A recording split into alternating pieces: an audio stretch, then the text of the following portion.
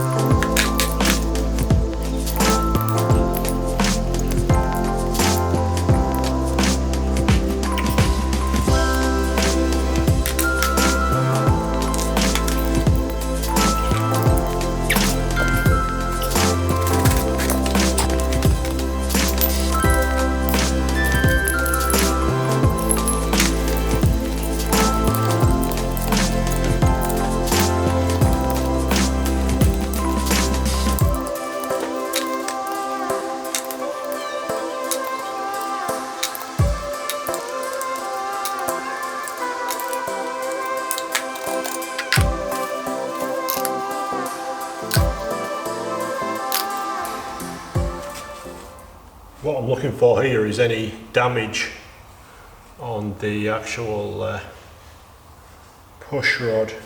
There's a few marks, you can see where it's polished on there. You might not be able to see that, but that's where it's been touching the wall of the cylinder head as they return. It's polished it. They've all got marks on where it's been rubbing, but it's just casting imperfections in the cylinder head, I would say.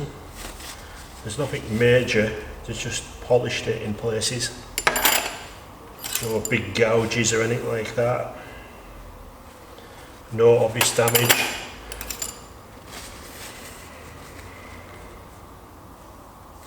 Normally on push rods you would make sure you put them back in the correct order. You would number them, put them in a bit of card. But as I'm putting a new cam and new followers in, it doesn't make any difference.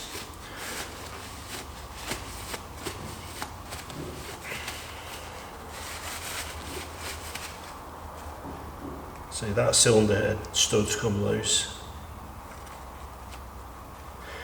Cylinder head's ready to lift off, but I think I will have an issue with these outside two studs, because when I assembled the engine, the studs aren't very straight, they're sticking out like that, so it might be difficult to get off.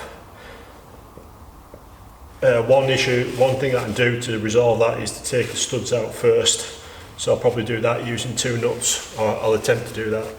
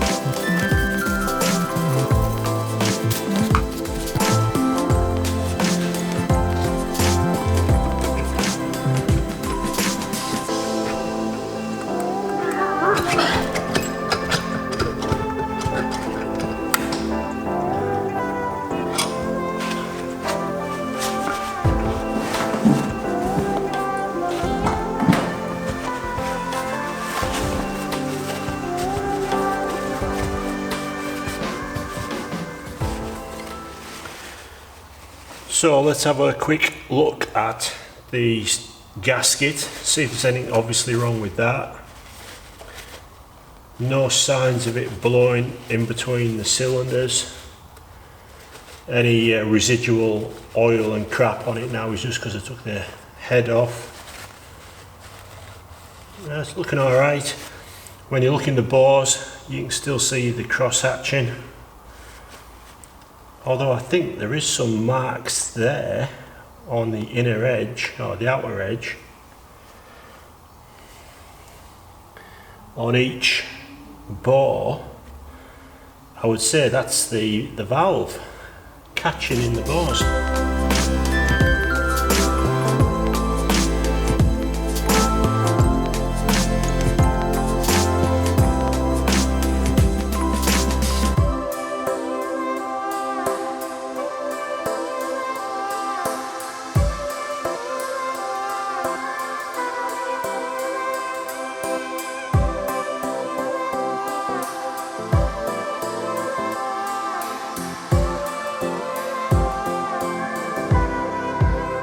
Just ever so slightly.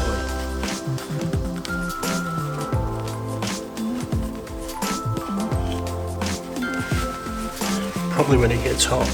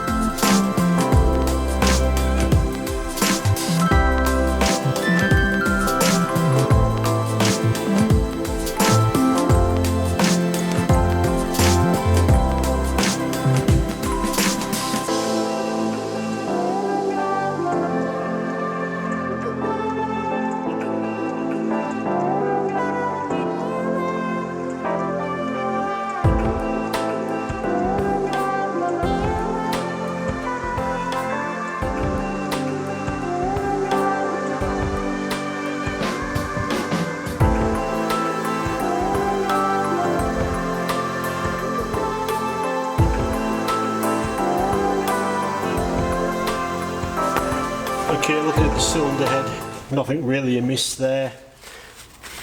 Cylinder number 1 is a lot more carboned up than the other 3.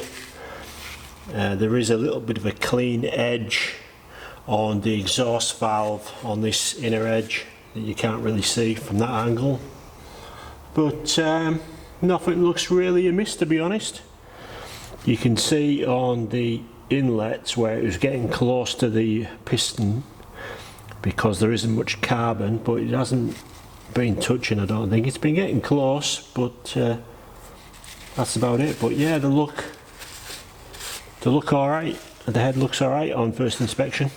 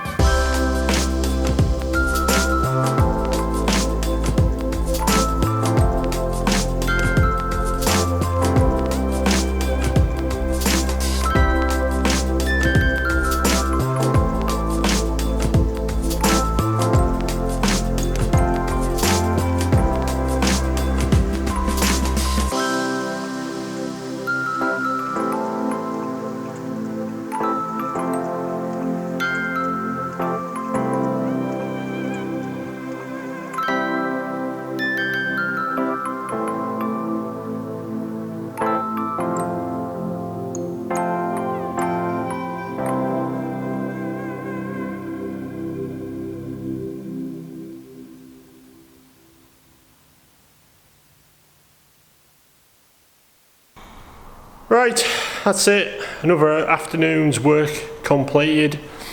Unfortunately, as you've seen, things didn't quite go to plan with the 8-port supercharged motor, in that it's buggered.